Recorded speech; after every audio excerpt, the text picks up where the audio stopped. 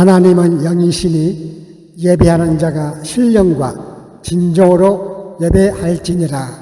요한복음 4장 24절 말씀.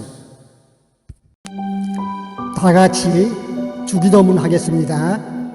하늘에 계신 우리 아버지여, 이름이 거룩히 여김을 받으시오며 나라의 임하옵시며 뜻이 하늘에서 이룬 것 같이 땅에서도 이루어지이다. 오늘날 우리에게 일용할 양식을 주옵시고 우리가 우리에게 죄 지은 자를 사하여 준 것 같이 우리 죄를 사하여 주옵시고 우리를 시험에 들게 하지 마옵시고 다만 악에서 구하옵소서.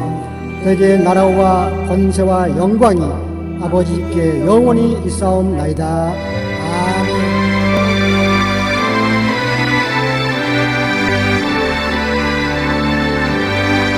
기뻐하며 경배하세. 영광의 주 하나님, 주 앞에서 우리 마음 피어나는 꽃 같아. 죄와 슬픔 사라지고 의심 구름 거치니 변함없는 기쁨의 주 밝은 빛을 주시네.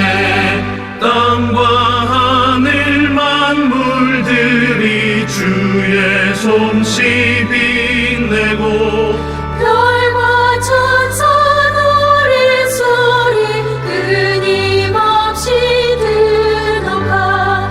물과 숲과 산과 골짜 들판이나 바다나 모든 만물 주의 사랑 기뻐 찬양하여라. 새벽별의 노래 따라 힘찬 찬송 부르니 주의 사랑 줄이 되어 한맘 되게 하시네. 노래하며 행진하여 싸움에서 이기고 승전가를 높이 불러 주께 영광 돌리세. 아멘. 하늘에 계신 하나님 아버지, 저희의 생명이 되기 전부터 택감받은 자녀로 우리를 삼아주시고 인생의 거칠고 험한 고비마다 잠시도 멀리 않으시고 동행해 주신 은혜를 감사드리옵고 찬송을 드립니다. 오늘도 세상에 혼탁한 것으로 행하려는 우리의 마음을 성령으로 붙잡아 주심으로 가장 고귀한 하늘의 은혜를 사모하게 하시는 또한 감사를 드립니다. 저의 생명 다하기까지 선한 길로 이끄셔서 우리 주님의 나라에 합당한 백성이 되게 하여 주시옵소서. 주여, 주님을 믿는 성도들에게 말씀하셨습니다. 너희는 강하고 담대하라. 두려워하지도 말고 놀라지도 말라. 너희가 어디를 가든지 주 여호와 나 하나님이 너희와 함께 하실 것이라 하셨습니다. 주님 믿는 우리 성도들에게 주신 성령의 능력으로 악한 마귀를 꾸짖고 명하여 물러가는 능력을 오늘도 우리 성도들이 행할 수 있도록 능력을 더하여 주셔서 날마다 승리하는 삶을 살게 하시옵소서. 그리고 너는 내게 부르짖으라. 크고 비밀한 것을 너희에게 보이리라 하셨습니다. 이미 우리에게 주신 하나님의 능력을 통해 이기고 이기는 삶을 살게 하시고 날마다 하나님의 능력을 체험하며 살아가는 성도들이 되게 하여 주시옵소서. 이 시간 성도님들 원치 않은 병으로 고생하시는 분들에게 우리 주님의 안수의 손길로 병을 무찔러 주시고 연약한 성도들을 주님께서 찾아가 위로해 주시고 용기를 부어 주시옵소서. 구원을 선물로 주신 우리 주님의 은혜를 두렵고 떨림으로 구원을 이루어가는 우리의 성도들이 되게 하여 주시옵소서. 주님의 신령한 은혜를 맛보게 하시고 기쁨이 샘솟듯 하는 이 시간 되게 하시옵소서. 오늘 특별히 말씀을 들고 달리에 세우신 목사님을 붙들어 주셔서 생명의 말씀, 능력의 말씀을 전하시기에 부족함이 없도록 채워 주시옵소서. 오늘 또 예배를 통해서 드리는 성도님들의 기도와 찬양과 헌금을 기쁘시게 받으시고 드리는 마음과 손길에 만배로 은혜로 갚아 주시옵소서. 오늘 저희들이 드리는 이 예배를 주님 홀로 영광 받으시기를 원하며 예수님의 이름으로 기도합니다. 아멘.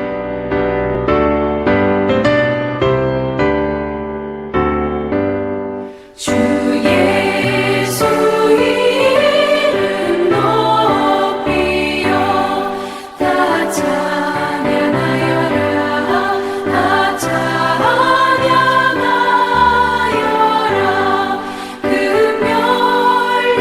금멸류관을 들여서 만유의 주를 찬양하세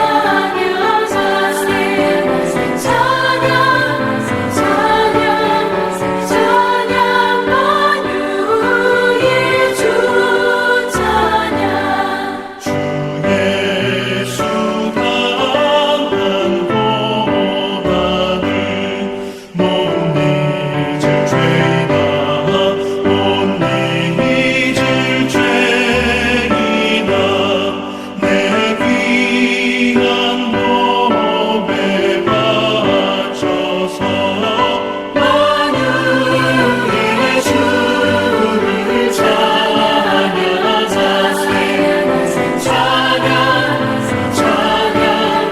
찬양 만유의 주 찬양 이 지구 위에 거하는 온 세상 사람들 온 세상 사람들 그 크신 위엄 높여서 만유의 주를 찬양하세 찬양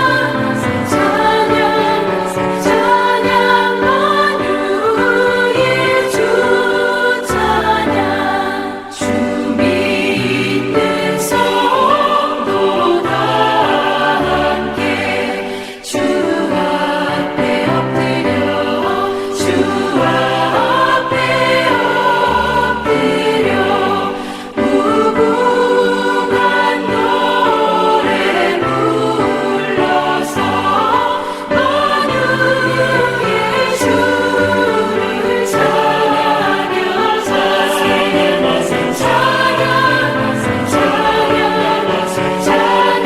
만유의 주 찬양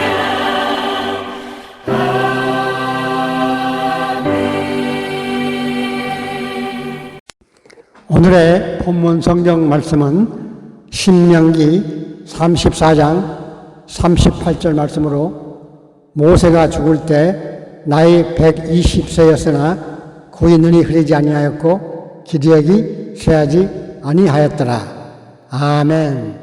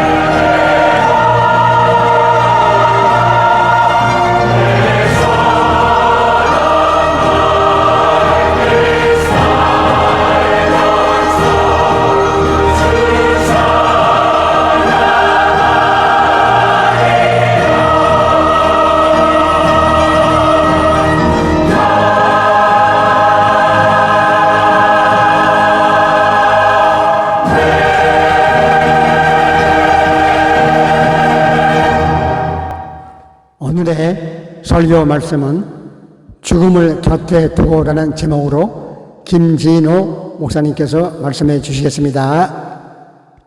여러분, 인생을 한 번밖에 못 살아요. 한 번 살다가 죽거든요. 그러니까 인생을 잘 살 수 있는 방법은 그 한 번 사는 인생을 허투루 함부로 살지 않는 겁니다.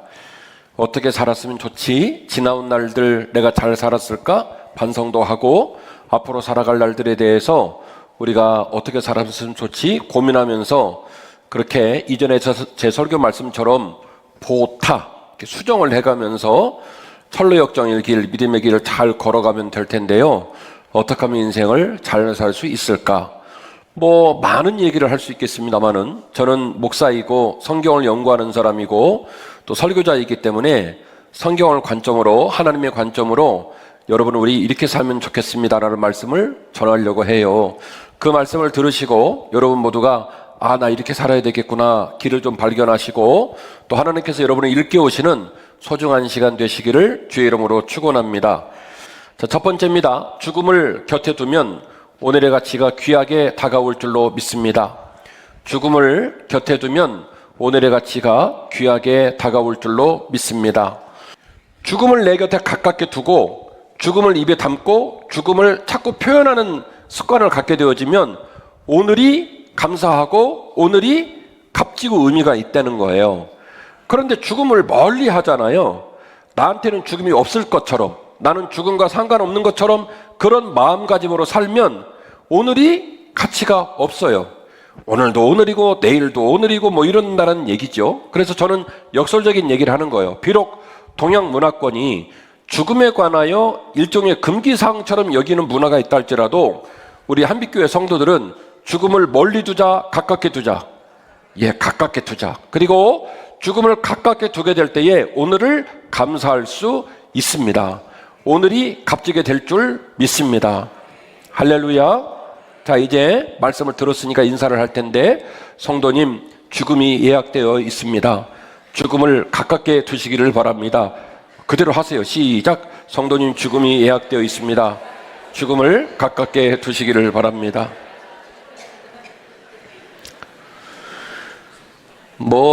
설교를 듣고 대답들은 잘하시더니 그걸 옆에 사람한테 선언하라니까 인상을 얼마나 쓰시는지.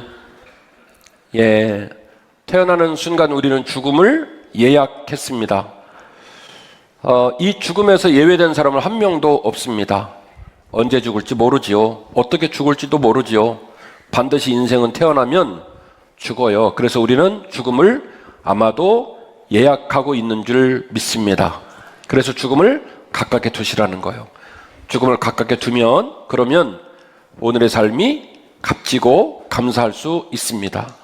자, 그래서 이제 죽음을 묵상하면서 여러분이 오늘 말씀을 듣고도 지금 저항을 하는데 전 목사님 말씀대로 해야 되나 지금 아직까지는 아니거든요. 그래서 오늘 이제 말씀을 통해서 그 의미가 무엇인지, 그 죽음을 가깝게 두라는 말이 얼마나 큰 의미를 갖고 있는지를 오늘 말씀을 통해서 더 깊이 들여다보고자 합니다. 모세의 죽음은요, 삶의 의미와 겸손의 영성을 일깨웁니다. 모세의 죽음은 삶의 의미와 겸손의 영성을 일깨웁니다.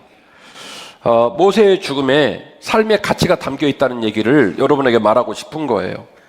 자, 오늘 본문의 말씀은요, 신명기 34장인데 신명기는 몇 장에서 끝나냐면 34장에서 끝납니다. 마지막 장이에요.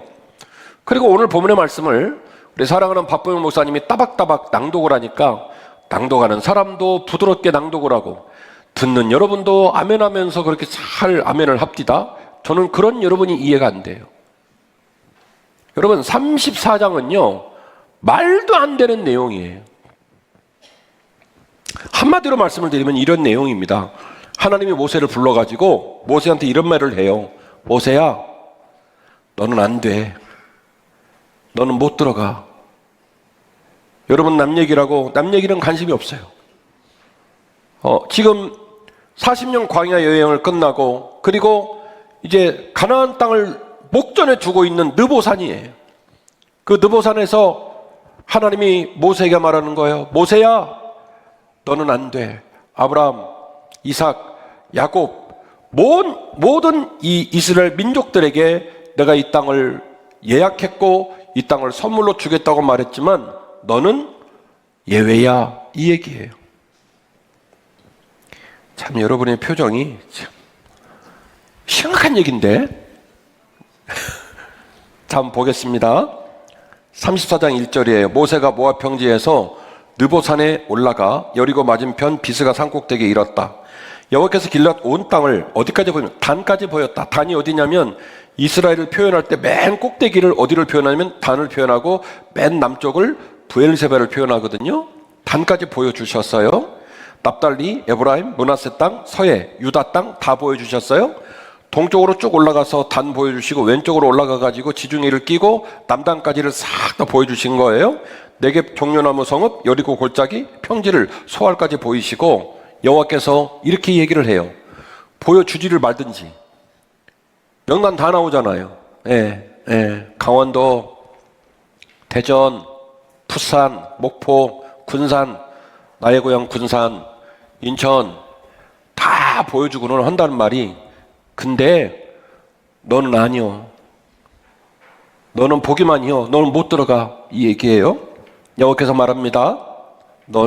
니는 내가 아브라함과 이삭과 야곱에게 맹세하여 그의 후손에게 주리라 한 땅이다.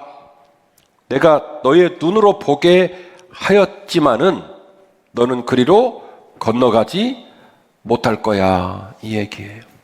모세라고 하는, 물에서 건졌다라고 하는, 태어날 때부터 목숨을 위협받아 물에서 건짐을 받은 모세가 파라오의 양자로 40년, 동족의 살인사건에 연루돼가지고 광야에서 40년, 80세에 호렙산에서 부름을 받아서 이스라엘 백성 장정만 60만 대군을 끌고 나와서 또 광야에서 40년.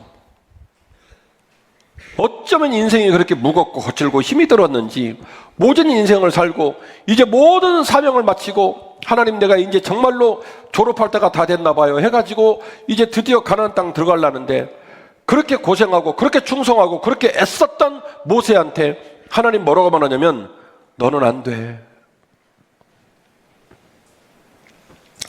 저는 여러분의 그런 표정이 마음에 안 들어요. 여호수아 24장 32절 어디까지 그런 표정을 짓는지 한번 보십시다. 제가 계속 저는 설교를 하려니까.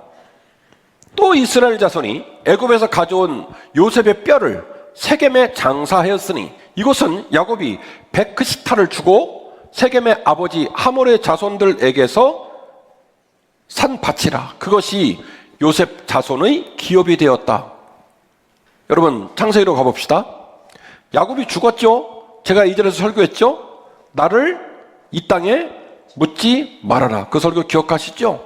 묻지 말라고 해가지고 70일을 넘는 기간 동안의 장례를 치르고 그 아들 요셉이 아버지의 유언을 따라 아버지를 잘 고향에다가 모셨어요. 아버지는 갔어요. 그리고 나중에 요셉이 죽습니다. 요셉이 이런 유언을 남깁니다. 너희들은 내 시신을 어깨에 메고 이 땅을 떠날지라. 요셉도 말하는 거예요. 나를 이 땅에 묻지 말아라. 그래서 요셉의 시신을 미이라를 만들어요. 그렇게 만들고 드디어 출애굽을 할 때 이스라엘 백성이 미고 나온 거예요. 여러분, 이런 생각을 해봤나 모르겠지만, 이런 생각을 해보셨나 모르겠지만 이걸 미고 나온 거예요. 이걸 미고 나와가지고요, 몇 년을 들고 다녔냐면 40년을 들고 다닌 거예요. 산 사람도 아니고 죽은 시신을 40년을 들고 다닌 거예요. 제가 소개한 여호수아 24장은요, 이제 요단을 건너가지고 여호수아가 2대 지도자로 가나안 땅 정령을 하고 가나안 땅에서 여호수아도 수명을 마치고 죽습니다. 여호수아 24장은 여호수아가 죽어서 장례를 치렀다는 내용이 나오는 본문인데, 그 여호수아의 장례를 치르는 이야기에 누구 얘기가 붙어 있냐면 요셉 이야기가 붙어 있단 말입니다. 그 말은 무슨 얘기냐? 이미 죽은 지 40년이 된 시신을 어깨다 메고 40년을 들고 다닌 거예요. 어깨 미고 다닌 거예요. 그래서 심지어 누구도 들어갔냐면 40년 전에 죽은 시체도 가나안 땅을 들어간 거예요. 모세가 항상 장막을 취하여 진 밖에 쳐져 진과 멀리 떠나게 하고 회막이라 이름하니 여호와를 앙모하는 자는 다 진 바깥 회막에 나아가며, 모세가 회막으로 나아갈 때에는 백성이 다 일어나 자기 장막 문에 서서 모세가 회막에 들어가까지 바라봤으며, 모세가 회막에 들어갈 때에 구름 기둥이 내려 회막 문에 서며 여호와께서 모세와 말씀하시니 모든 백성이 회막 문에 구름 기둥이 서 있는 것을 보고 다 일어나 각기 장막문에 서서 예배하며 사람이 자기 친구와 이야기함과 같이 여호와께서는 모세와 대면하여 말씀하시며 모세는 진으로 돌아오나 눈의 아들 젊은 수종자는 회막을 떠나지 아니했다. 감격적인 얘기입니다. 하나님 백성은 범죄했습니다. 금송아지 만들고 하나님 앞에서 우상을 섬겼습니다. 그들과 하나님의 사이는 굉장히 멀어졌습니다.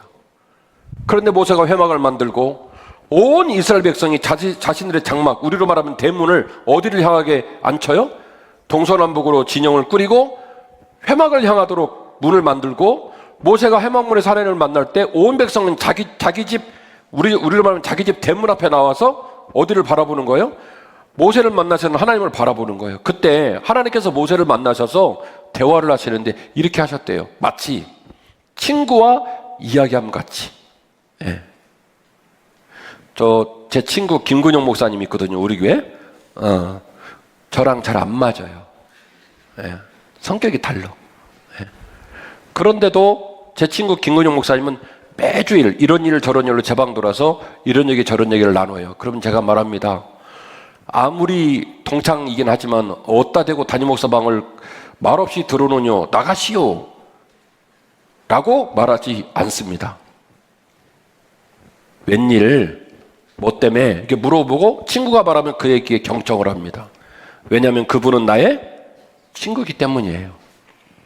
하나님께서 구름과 함께 회막에 내려오셔서 모세를 만날 때 뭐라고 말씀하셨냐면 내 친구 모세야 이렇게 얘기를 했다는 거예요. 멋있죠? 그러니까 모세가 하나님한테 그런 분이에요. 예. 민수기 12장 1절 이하의 본문인데요. 모세가 어느 날 구스 여인을 취합니다. 구스 여인을 취하니까 모세 집안에 누님도 있고 그리고 형도 있거든요. 3살 위에 아론 형이 있고 그리고 누님 이름이 뭡니까? 이 미리암도 선지자고 아론도 선지자고 그러니까 이 모세가 구스여인을 취하니까 열이 받아가지고요 뒷담화를 해요. 야 모세만 하나님하고 대화해? 모세만 하나님하고 친해? 나나 우리나 뭐 지나 우리나 뭐 삐까삐까삐까 하지 감히 구스여인을 취해? 그렇게 하고 백성의 지도자를 해? 뒤에서 막 뒷담화를 한 거예요. 지만 하나님하고 대화하냐고 우리도 해 우리도 선지자야 막 이러면서 막 뒷담화를 하는 거예요. 그때 일어난 일이에요. 읽어드릴게요. 모세가 구스 여자를 취하더니 구스 여자를 취했으므로 미리암과 아론이 모세를 겁나게 비방을 시작했다. 그들이 이르되 모세에게서 모세와만 말씀하셨느냐 우리와도 말씀하지 아니하셨느냐 하며 여호와께서 이 말을 들으셨다. 이 두 남매지간이 모세를 막 뒷담화하는 걸 누가 들으셨다고요? 하늘에서 하나님이 들으셨어요. 그리고 3절에 이렇게 이어집니다. 이 사람 모세는 온유함이 지면의 모든 사람보다 더하더라. 여호와께서 갑자기 모세와 아론과 미리암에게 이르시되 너희 세 사람은 회막으로 나오라 하시니 세 사람이 나아가매 여호와께서 구름 기둥 가운데로부터 강림하셔서 장막문에 서시고 아론과 미리암을 부르신지라 그 두 사람이 나아갔다. 자, 부르긴 몇 사람 불렀어요? 세 사람 부르고 딱 세워놓은 다음에 하나님이 구름 기둥을 내려오신 다음에 다시 그 앞으로 누구를 가깝게 부르시냐면 모세 빼고 아론하고 미리암 딱 불렀습니다. 그리고 이런 말을 합니다. 이르시되 내 말을 들으라. 너희 중에 선지자가 있으면 나 여호와가 환상으로 나를 그들에게 알리기도 하고 꿈으로 그들에게 말하기도 했다. 누구 말하는 거예요 지금? 하나님이 누구 말하는 거예요? 미리암하고 모세 아니고 미리암하고 아론. 너희 중에 선지자가 있다. 나 여호와가 환상으로 꿈으로 그들에게 대화하고 꿈으로 그들에게 말을 했다. 누구 말하는 거예요? 미리암하고 아론 얘기하는 거예요. 너들 말이 맞아. 너들도 선지자야. 그래서 너들이 꿈꾸고 너들이 환상을 보고 그래서 너들이 모세처럼 나하고 가깝고 백성들보다는 높은 위치에 리더의 위치에 섰다고 생각할 수 있어. 너들 말이 맞아. 그러니까 하나님께서 미리암과 모세에게 어떻게 일을 하셨냐면 환상을 보여주시고 꿈을 보여주신 거죠. 그런데 말이죠. 내 종 모세와는 그렇지 아니하니 그는 내 온 집에 충성함이니라. 여러분 이게 무슨 말입니까? 모세를 빼버렸어요. 내가 너희들에게 환상을 보여주고 내가 너희들에게 꿈을 보여줄 때 나는 모세와는 그렇게 한 적이 없어. 그럼 뭐예요? 모세는 이들보다 더 밑에 간 겁니까? 하나님 말합니다. 환상 안 보여줬어. 모세는 환상을 안 보여줬다는 거예요. 모세한테는 꿈을 안 보여줬다는 거예요. 너들한테 내가 꿈 보여주고 너들한테 내가 환상 보여줬지? 이 얘기예요. 아, 미리암하고 아론이 얼마나 목에 힘이 들어갔겠어요. 예? 드디어 올 것이 왔다. 예? 우리 두 사람 부르는 게 이야, 뭐 그런 느낌이죠. 그런데 말이죠. 8절입니다. 그와는 내가 계면하여 명백히 말하고 은밀한 말로 하지 아니하며, 하나님이 시적인 표현을 씁니다. 그게 뭐예요? 꿈과 환상은 해석이 필요한 은밀한 대화라는 거예요. 정확하지 않다는 거예요. 내가 너희들이 선지자로 백성들 앞에서 꿈을 보여주고 환상을 보여주고 너희들이 그것 때문에 명분을 만들어서 백성의 지도자로 이른바 백성들 중에서 존경받을 만한 리더십을 갖고 있다고 스스로 생각하는지 모르겠지만, 그러나 내가 너희들과 맺었던 꿈의 대화와 환상의 대화는, 내가 내 입장에서 말한다면 그 대화는 은밀한 대화야. 그런데 말이다, 너희들이 그렇게 뒷담화하는 모세하고는 내가 은밀히 대화하지 않았어. 내가 그와 대면하여 명백히 말하고 은밀한 말로 하지 않았어. 그는 또 여호와의 형상을 보거늘 너희가 어찌하여 내 종 모세 비방하기를 두려워하지 아니하느냐, 이렇게 얘기를 했단 말이죠. 결국 앞서 나오는 금송아지 사건을 통해서 말씀하셨던 하나님께서 모세를 어떻게 여겼다고요? 친구처럼 여겼다. 구스 여인을 취한 사건을 통해 말씀하신 내가 모세에게는 은밀한 말로 하지 않고 명백한 말로 했다라고 하는 이 하나님의 일방적 선언을 본다면, 하나님 모세를 굉장히 신뢰하시고 사랑하셨어요.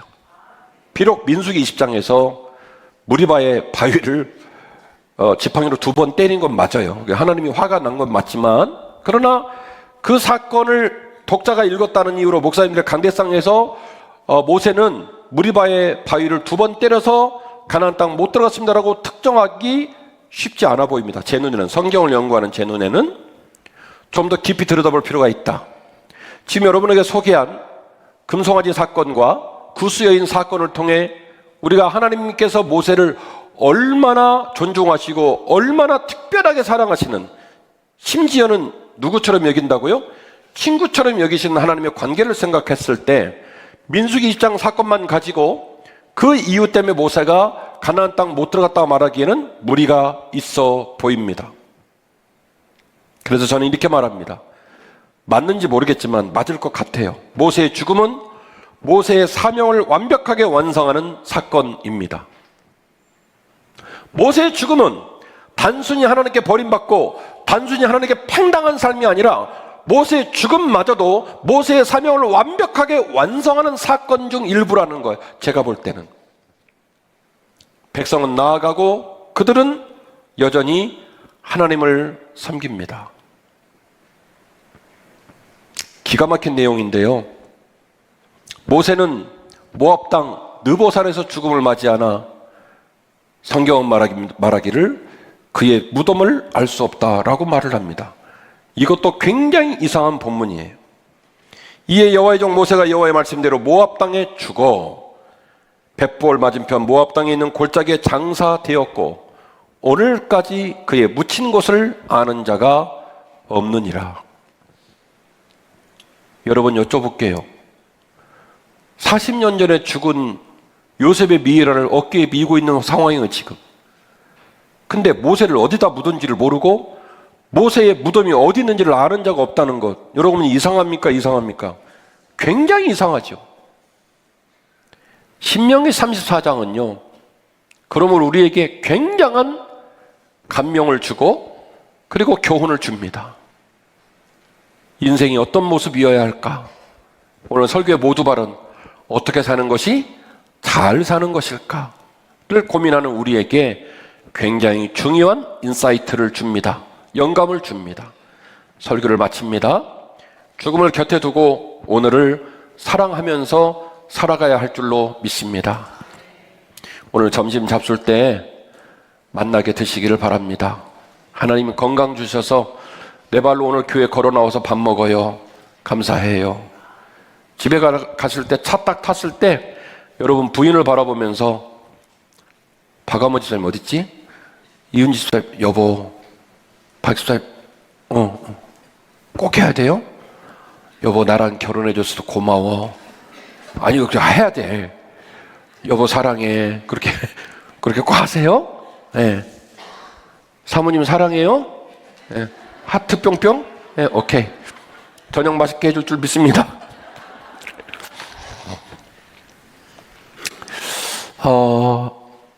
사람은요, 삶의 의미를 어떻게 두느냐에 따라서 뒷담화를 하든지 감사하든지 전혀 다른 행동을 해요. 예? 그러니까 오늘 예배 다 끝났어요. 점심 잡수면서 하나님 감사합니다.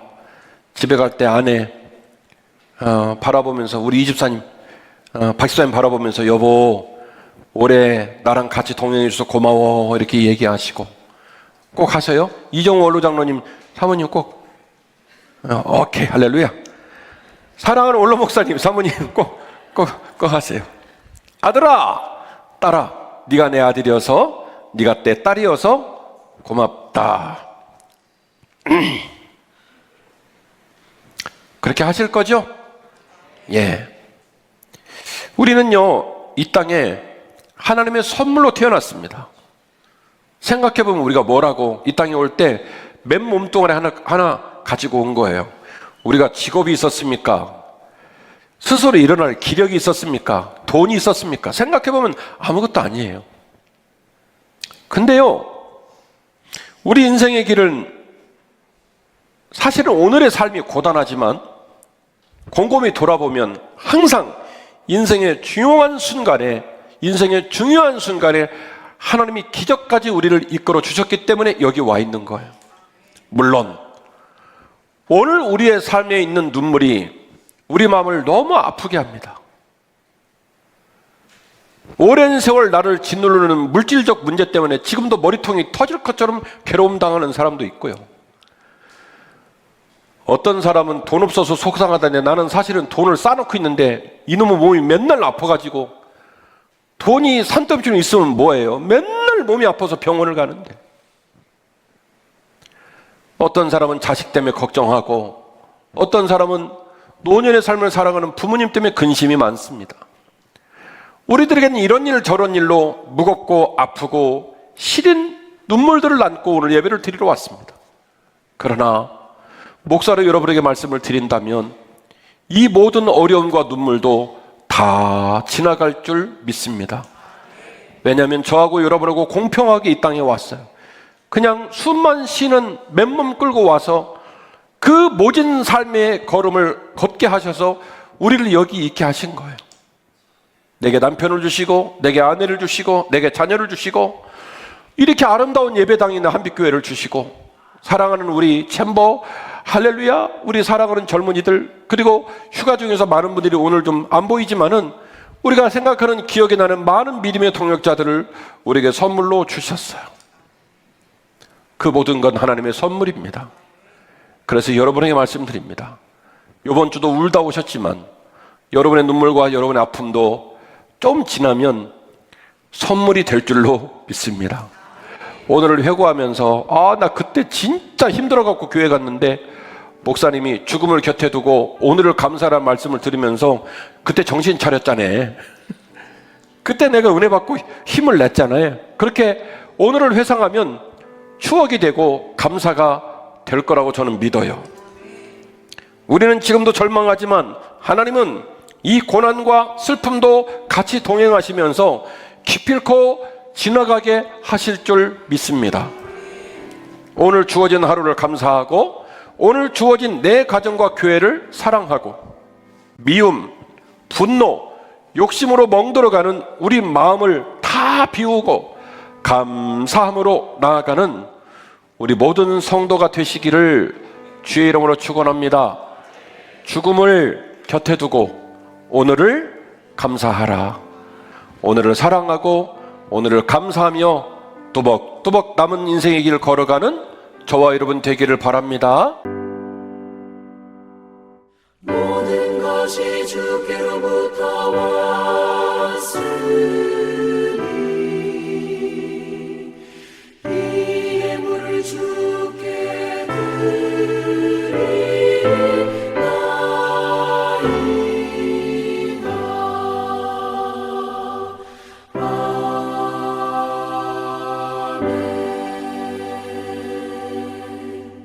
하나님 아버지, 11조와 감사 헌금과 각자의 형편에 따라 드린 모든 예물을 기뻐 받으시고 하나님의 자녀들을 축복하여 주옵소서. 예수님 이름으로 기도합니다. 아멘. 주기도 송과 축도로 예배를 마치겠습니다.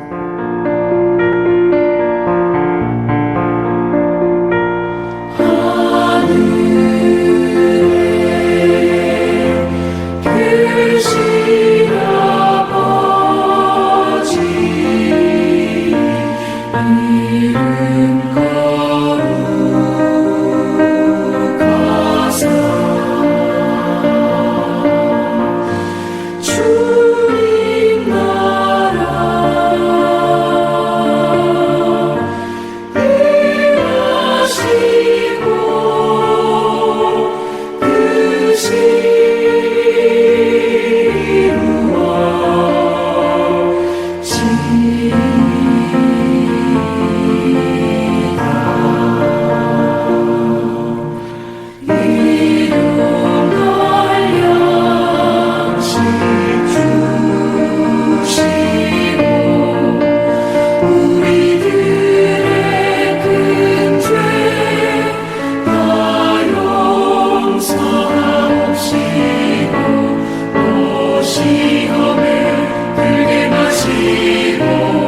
나라 임하시고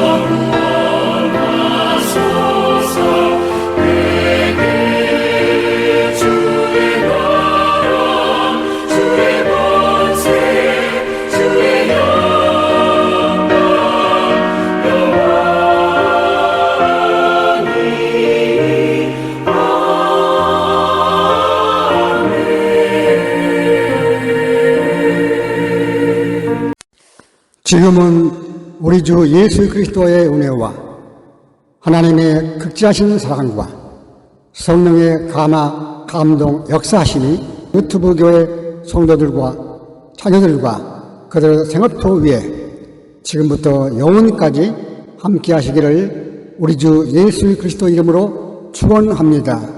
아멘.